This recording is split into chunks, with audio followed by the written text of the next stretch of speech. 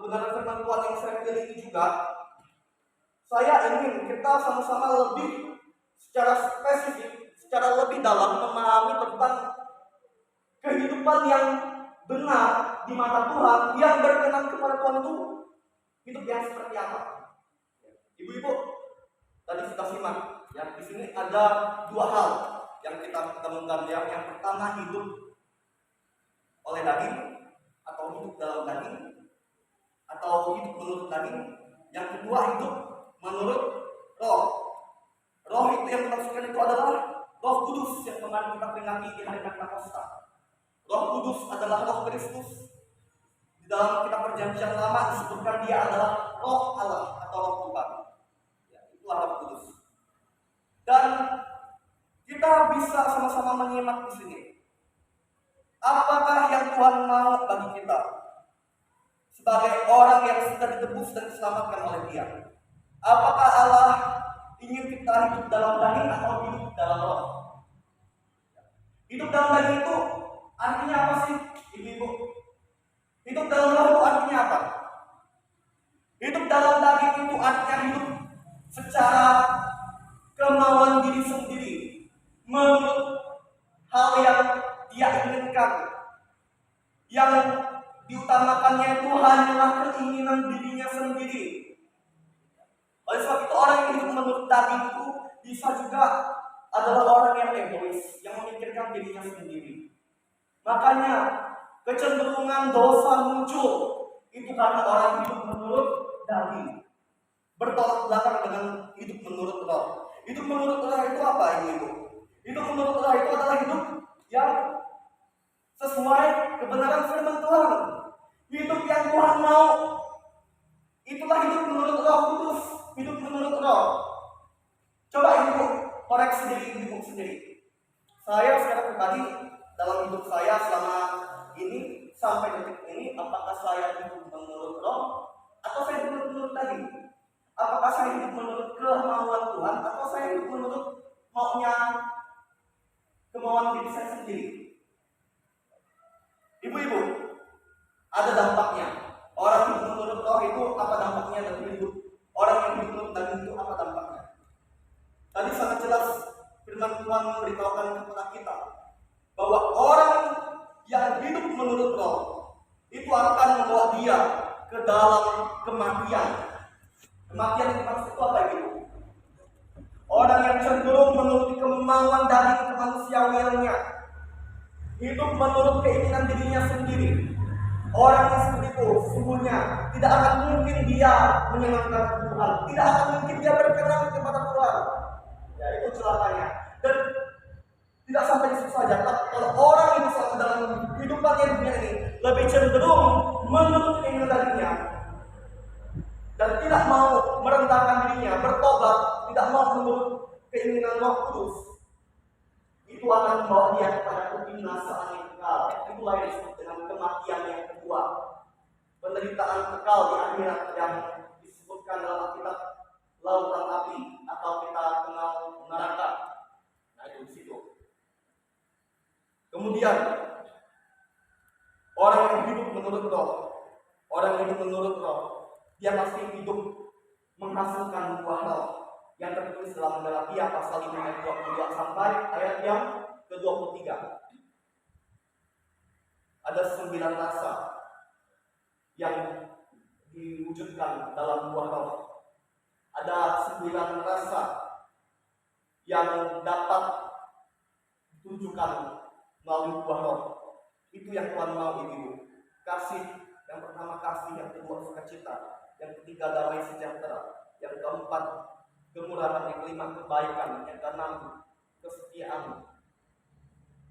Coba, kalau ibu masih ingat lagu sekolah minggunya tuh, kasih, sukacita, damai sejahtera, kesabaran, kemurahan, kebaikan, kesetiaan, kelemah lembutan, dan penguasaan diri. Yang paling pertama apa itu? Kasih. Itulah yang Tuhan yang menjadi inti utama ajaran Tuhan Yesus. Kasih. Dan itu yang paling besar. Kasih lebih besar daripada karunia Roh Kudus. Kasih kasih lebih besar daripada karunia bahasa roh. Kasih lebih besar daripada segala hal apapun. Dan itu yang Tuhan mau dalam kehidupan kita. Apakah kasih ibu-ibu terhadap sesama atau dalam keluarga sudah menjadi hambar atau sudah menjadi tawar? Apakah kasih ibu-ibu kepada sesama dalam persekutuan gereja ini sudah menjadi dingin, sudah menjadi tawar? Tuhan ingin mendaur ulang kasih dalam diri kita. Kiranya kasih yang Tuhan inginkan ada pada diri kita dan kita wujud nyatakan melalui sikap, melalui tindakan nyata, itu selalu berkobar-kobar, mampu untuk kita terus lakukan dalam hidup kita, ibu. Kalau saya bicara tentang kasih itu pasti sudah ada yang mengerti ya kasih itu seperti apa. Ya, ibu yang kasih Tuhan Yesus, dua hal penting kita bisa pelajari dari kebenaran firman Tuhan ini. Saya garis bawahi, saya ambil garis besarnya tentang yang pertama keinginan daging dan yang kedua keinginan roh. Dampak baik kalau kita hidup menurut keinginan roh, kita menjadi ahli waris kerajaan Allah. Kita mendapatkan upah yang besar yang Tuhan sediakan di surga. Jikalau kita setia sampai akhir hidup kita menjalani hidup menurut Roh Kudus, menurut kehendak Tuhan selama kita hidup dalam dunia ini, bukan menurut keegoisan kita. Ibu-ibu,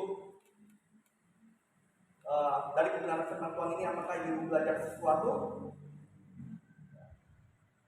Mungkin ibu dalam kesempatan ini ada yang ingin berbagi, atau ada yang merasa sudah jelas, ada yang merasa sudah pas,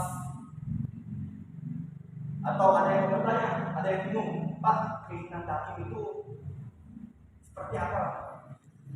Keinginan roh itu seperti apa? Di sini bisa bertanya gitu ya, dalam kitab ya. Ini firman Tuhan tidak hanya menjadi rema untuk jemaat dalam saja, tapi ini juga menjadi rema bagi khususnya dalam persekutuan ini.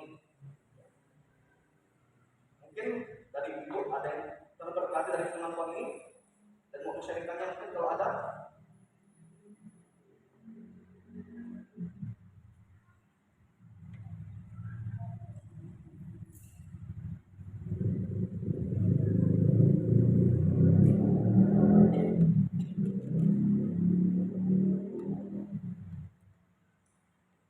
Sudah jelas ya ibu ya. Itu menurut roh dan itu menurut daging.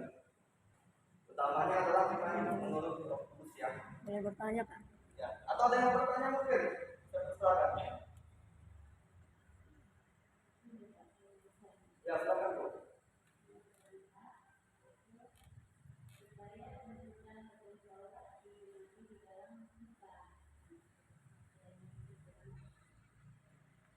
Oke.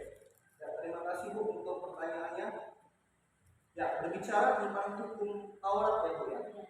Hukum Taurat ini adalah hukum yang sangat kudus, sangat suci, yang pertama kali Tuhan berikan kepada umatnya dalam zaman perjanjian lama ya Bu. Nah, begini Bu, hukum Taurat itu tertulis secara jelas dalam kitab Keluaran pasal 20. Ibu pasti pernah menyimak itu. Tentang yang pertama, jangan ada padamu Allah lain di hadapanku. Yang kedua, jangan buat bagi patung yang menyerupai apapun, kemudian jangan sujud menyembahnya kan. Nah, itu hukum Taurat yang kedua. Yang ketiga, jangan menyebut Tuhan Allah dengan sembarangan, sampai yang ke-10 yang dalam Keluaran pasal 20 ayat 1 sampai ayat yang 17 kalau tidak salah itu. Dan begini Bu, tentang tuntutan hukum Taurat. Tuntutan hukum Taurat itu Bu adalah 100% manusia harus bisa menerapkannya. Hukum pertama sampai 10 itu wajib dilakukan. Kalau dalam kehidupan pribadinya dia cuma lakukan 9 hukum dan mengabaikan 1 hukum Bu, itu gagal total. Nah, jadi hukum Taurat itu sebenarnya ibaratkan hukum yang memaksa. Memang tujuannya adalah untuk membuat manusia menjauhi kejahatan. Tetapi kalau hukum Taurat itu tidak 100% dilakukan, dia cuma hanya mengambil hukum pertama sampai hukum yang ke-9, terus hukum yang ke-10 dia abaikan, itu salah. tidak sempurna. Jadi percuma aja, walaupun ya kan 9 hukum, 9 banding 1, lebih banyak 9 kan. Kalau pandangan manusia itu kayak gitu. Tapi itu tetap tidak membuat manusia itu menjadi hidup benar ternyata. Makanya Tuhan Yesus datang ke dunia 2000 tahun yang lalu. Dia menggenapi hukum Taurat itu, sehingga manusia tidak lagi dia terikat kepada hukum Taurat. Dia membuat mereka merasa, aduh, kayaknya aku udah gak berkenan lagi di hadapan Tuhan, karena aku cuma jalankan 9 hukum saja. 1 hukum telah aku abaikan. Sepertinya aku udah gak bisa nih ikut Tuhan, karena aku udah gagal. Kan itu konteks manusiawinya. Tapi kalau di zaman perjanjian baru, Tuhan Yesus sudah genapi itu, sehingga Tuhan Dia mengampuni semua dosa-dosa kita bagi kita yang percaya kepada Dia, dan Dia memberikan kebebasan kepada kita. Mau jalani ajaranku, silakan. Kalau tidak mau melakukan ajaranku, silakan juga. Tetapi ada konsekuensinya. Konsekuensinya apa? Kalau menjalani hukum Tuhan, melakukan ajaran Tuhan dengan setia, pasti selamat masuk surga. Iman harus disertai dengan perbuatan yang melakukan kehendak Tuhan, kan? Ya. Kalau iman tidak disertai dengan perbuatan yang benar, kalau iman disertai dengan dosa, apa artinya? Sia-sia, ya kan? Nah, itu. Tuhan tidak menetapkan manusia seperti robot. Maunya robot yang mengendalikan, karena Tuhan memberikan kita kehendak bebas. Makanya ini yang berbahayanya bagi setiap kita. Kalau kita tidak punya penguasaan diri, kita pasti hidup sesuka hati kita. Dan akibatnya keinginan dari pun kita akan lakukan. Hidup sesuka hati, menurut keinginan diri sendiri. Kalau tidak punya penguasaan diri, kan? Gitu. Jadi itulah, Tuhan tidak memberikan suatu paksaan, Bu. Tuhan Yesus sudah bayar kita lunas di kayu salib dengan pengorbanan di kayu salib dengan darah yang mahal. Kita sudah ditebus sehingga kita dibenarkan bukan karena hukum Taurat. Kalau zaman perjanjian lama hukum Taurat harus dilakukan 100%. Tapi ketika Tuhan Yesus datang ke dunia 2000 tahun yang lalu, Tuhan berikan jaminan kita yang percaya kepadanya, yang mau dengan segenap hati menuruti perintahnya, kita menjadi orang yang berkenan kepada Tuhan. Kita menjadi orang yang berkenan kepada Tuhan. Jadi fokusnya bukan lagi Taurat, tapi fokusnya adalah untuk menyenangkan Tuhan Yesus. Itu. Tuhan Yesus berkata juga, Bu, aku lemah lembut dan sabar, katanya. Ya, pribadi yang sungguh sempurna. Tuhan Yesus katakan dia orang yang pribadi yang lemah lembut dan sempurna. Dia rendah hati juga. Itu jadi teladan juga buat kita, ibu sekalian. Ternyata mengikut pribadi Yesus itu, hidup kita bisa menjadi lebih baik. Hidup kita bisa menjadi lebih berkenan di hadapan Tuhan. Bukan karena aturan manusiawi, tapi karena kita mengikut pribadi yang benar, pribadi yang sempurna, yaitu Tuhan Yesus. Ya, saya pikir ini jawaban yang bisa sampaikan, Bu. Ya, terima kasih juga, Bu. Mungkin ibu yang lain ada yang mau bertanya? Ada yang sudah jelas?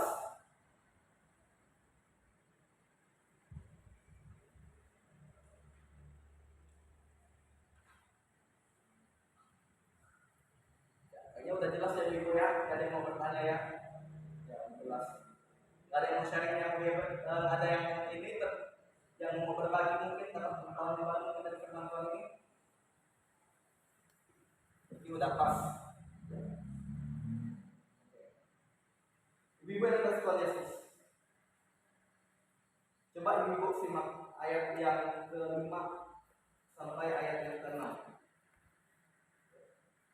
Ayat yang ke-5 sampai ayat yang ke-6. Mari kita sama-sama baca 1, 2, 3. Sebab mereka yang hidup menurut daging memikirkan hal-hal yang dari daging. Mereka yang hidup menurut roh memikirkan hal-hal yang dari roh. Karena keinginan daging adalah maut, tetapi keinginan roh adalah hidup dan damai sejahtera. Amin. bisa mengetahui bersama-sama. Dampak keinginan daging apa? Dampak keinginan roh adalah apa? Ibu-ibu pilih yang mana? Apakah ibu-ibu memilih untuk hidup menurut keinginan daging, atau ibu-ibu memilih menuruti keinginan roh? Hanya pribadi ibu yang dapat menjawabnya. Mari kita bersyukur firman Tuhan ini, kita berdoa. Terima kasih ya Tuhan, firman-Mu yang boleh sama-sama kami dalami. Dua hal penting kami boleh sama-sama pelajari ya Tuhan. Dan kami dapat mengetahui keinginan Tuhan dalam hidup kami adalah kami hidup menurut keinginan Roh Kudus. Ya Tuhan, tolonglah kami agar kami mampu menuruti keinginan Roh Kudus. Karena dengan demikianlah kami dapat memuliakan Tuhan, dan dengan itulah kami dapat menyenangkan hati Tuhan. Terima kasih ya Tuhan, firman-Mu yang boleh menasihatkan kami